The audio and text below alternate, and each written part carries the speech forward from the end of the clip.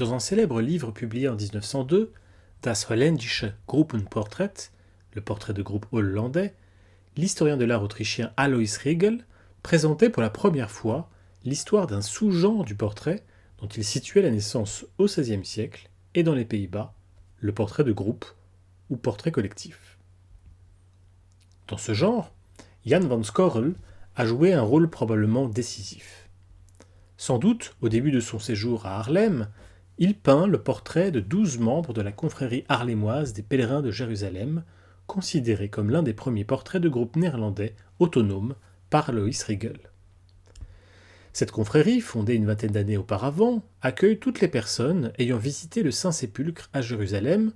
dont un homme montre une vue dessinée au-dessus d'une liste de membres décédés. Leur rang correspond à la date de leur pèlerinage. Jan van Scorel, qui a lui-même effectué ce voyage il y a peu de temps, se représente avant l'antépénultième rang dans des habits ecclésiastiques.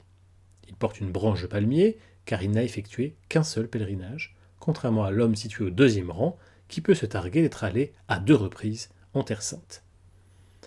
Chacun des portraits est surplombé par les armes et le motto de l'individu et est commenté par 8 vers associés au nom du pèlerin et à l'année de sa visite de Jérusalem, marqués sur une feuille de papier qui semble épinglée sur le cadre fin de l'image.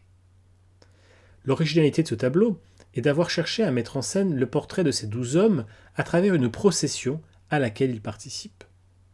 Le sens de lecture se fait donc de droite à gauche. Cette narrativisation permet de renforcer aussi l'individualisation des personnages, dont les traits mais aussi les attitudes sont diversifiés. Certains regardent droit devant eux, d'autres se tournent vers leurs confrères, quand d'autres croisent le regard du spectateur. Il s'agit d'offrir de ce fait la moyen de créer un effet de réel, à l'image des feuilles de papier qui, au premier plan, instaurent un espace ambivalent entre la scène représentée et l'espace du spectateur, véritablement ici pris à témoin. Pour Jan van Scorel, enfin, il s'agit d'un véritable manifeste, à la fois dévotionnel et artistique. Il signale particulièrement sa présence par le décollement d'une des feuilles de papier dont le point rouge de cire crée comme un point focal vers lequel notre regard se dirige. Le peintre se désigne ainsi comme l'auteur du tableau, mais aussi comme un pèlerin particulier,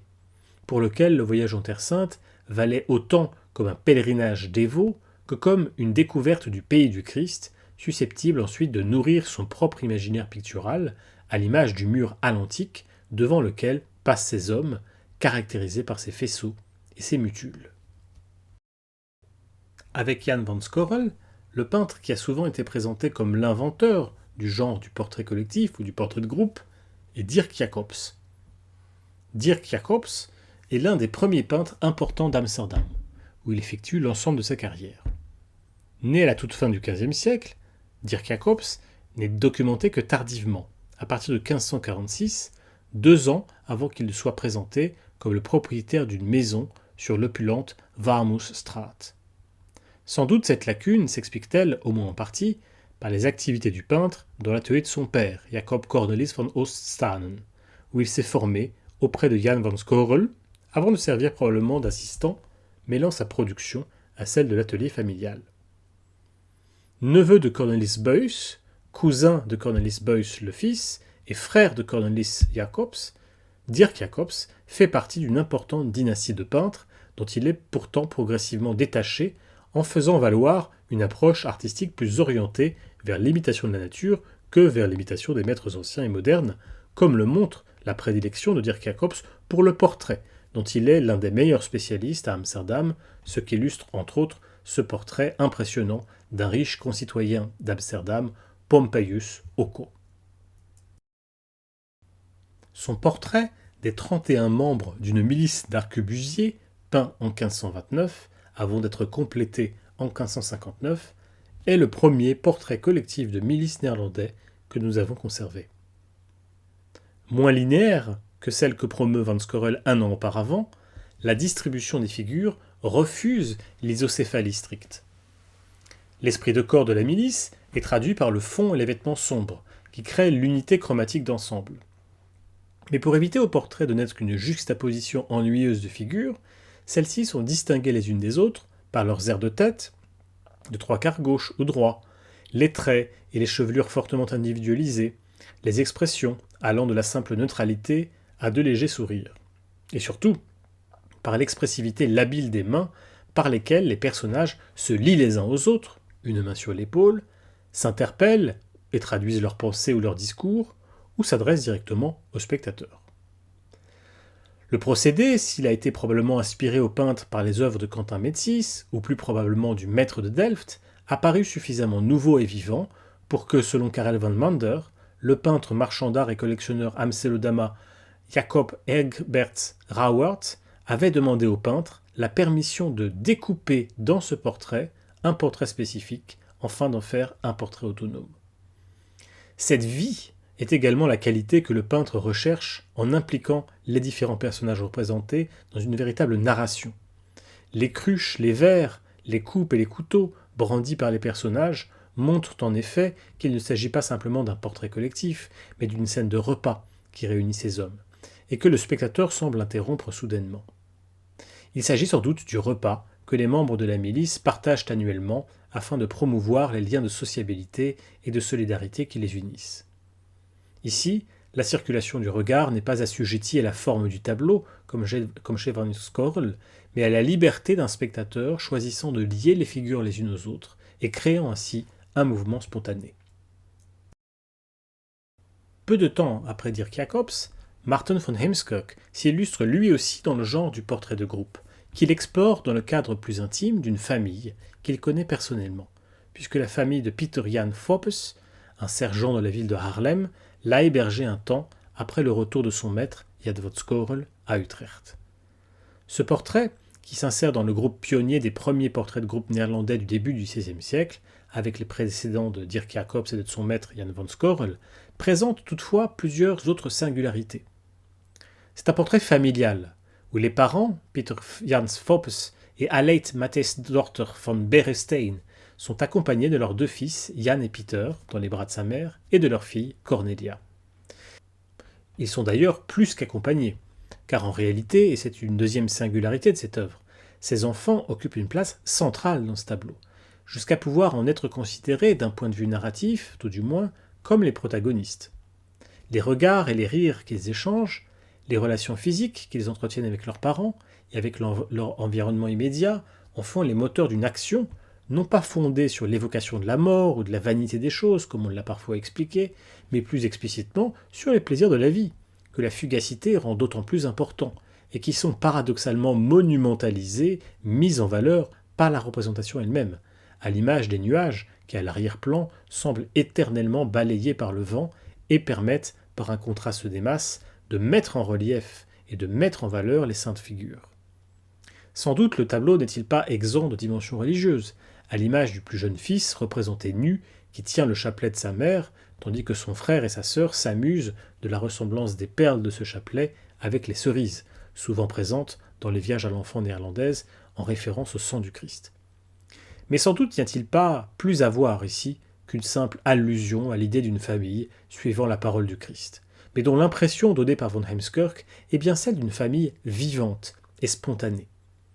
Si en effet ce portrait reprend l'idée, formulée pour la première fois par Van Scorel puis Dirk Jacobs, d'une narrativisation du portrait, d'une mise en récit du portrait, plutôt que de la mise en valeur d'une pose ou d'une attitude figée, cette narrativisation prend ici une dimension nouvelle, puisque la table autour de laquelle est rassemblée la famille peut être considérée comme un personnage à part entière de la composition, où chaque objet fait l'objet, précisément, d'un traitement extrêmement détaillé, qui donne le sentiment d'être littéralement offert au regard et au palais du spectateur.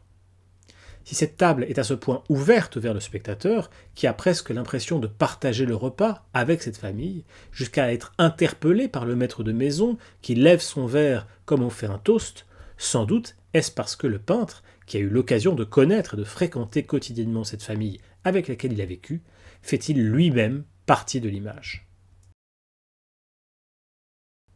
Cette mise en récit des portraits de groupe deviendra, à partir de la fin du XVIe siècle, une constante. On la retrouve notamment dans ce portrait de la milice des Lanciers d'Amsterdam, où l'on mesure les évolutions que Cornelis Kettel, son auteur, imprime au genre, mais aussi à la manière dont la communauté de ces personnages est mise en scène. Première évolution, le tableau de Kettel représente une milice moderne, qui mêle les différentes armes, lances, hallebardes, mousquets et arquebuses.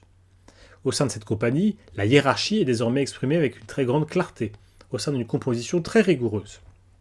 Alors que le porte-étendard pose au centre de la composition, dans son rôle de héros et de porte-parole de la compagnie, il est encadré par le capitaine, à sa droite, dont le corps se retourne vers nous et qui a pour tâche de nous présenter du geste de la main les différents membres de la milice, et à sa gauche, par le lieutenant vêtu de noir.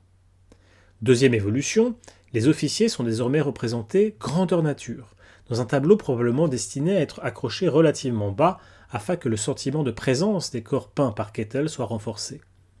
Même si les personnages sont répartis sur plusieurs plans, ils sont tous serrés les uns contre les autres, afin d'éviter que certains d'entre eux ne soient relégués trop loin du premier plan. La présence d'un véritable espace architecturé, sans doute la représentation de la porte d'entrée du quartier général de la milice, probablement vue de la cour pavée de l'édifice, facilite cette focalisation en créant une clôture de l'espace qui rabat les différentes figures vers le premier plan ainsi que vers l'espace des spectateurs.